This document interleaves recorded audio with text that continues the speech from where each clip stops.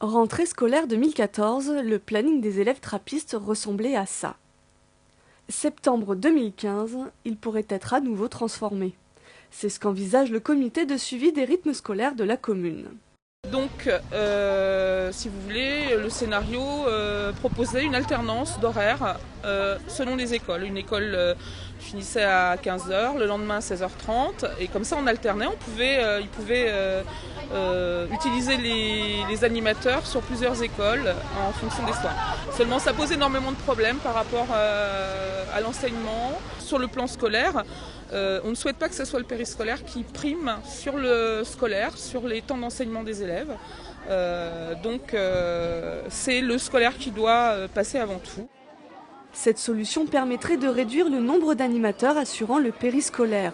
C'est un problème d'effectif de 15h30 à 16h30 qui est au cœur de la réforme. Mais cette solution entraînerait aussi des journées de 6 heures pour les élèves, alors que les rythmes mis en place par l'Éducation nationale imposent des journées de 5h30 maximum.